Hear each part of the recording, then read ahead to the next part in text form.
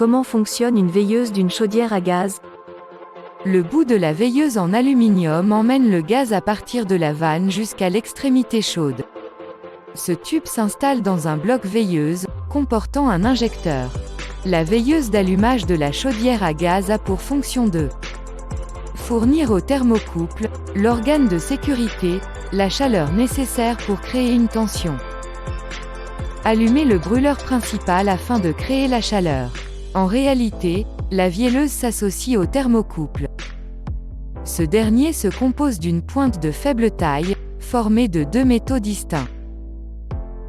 Grâce à leurs propriétés, le thermocouple crée un courant électrique de faible intensité au cas où il serait chauffé convenablement par la flamme. Ensuite, le courant ainsi créé alimente un petit électroaimant dont le rôle est semblable à celui d'une vanne gaz.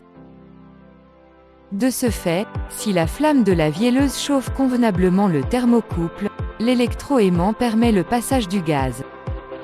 Inversement, dès lors que le thermocouple n'est pas dans la flamme, il ne fournit plus de courant électrique et par conséquent la vanne gaz se ferme. Au cas où la veilleuse s'éteindrait, le brûleur ne s'allume plus et la chaudière ne fournit pas d'eau chaude. Dans ce cas, la chaudière se met en sécurité, ce qui signifie que son alimentation à gaz est coupée. Pourquoi la veilleuse s'éteint-elle? De multiples raisons peuvent être à l'origine de l'extinction de la veilleuse d'allumage pour chaudière. Dans une installation récemment réparée ou neuve, un simple passage d'air aux environs immédiats de la chaudière peut éteindre la flamme. Si vous êtes convaincu que cela est l'origine de l'extinction, vous devez vous assurer qu'il n'y ait plus de déplacement de masse d'air susceptible d'éteindre la flamme. Ensuite, rallumez la veilleuse comme l'on explique dans la suite de la rédaction. Si le problème ne se reproduit pas, votre hypothèse est probablement correcte. Autrement, l'extinction de la veilleuse pour chaudière peut être d'origine technique. Que faire si la veilleuse d'une chaudière s'éteint?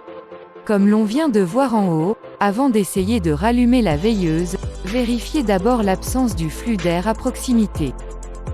En ce qui concerne le rallumage, deux opérations simultanées sont généralement nécessaires.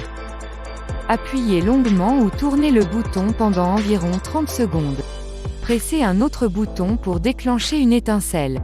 La première action vise à ouvrir la vanne gaz pour alimenter la veilleuse. La durée de 30 secondes permet au thermocouple de parvenir à la température requise pour activer l'électroaimant. Ce dernier maintient cette vanne ouverte.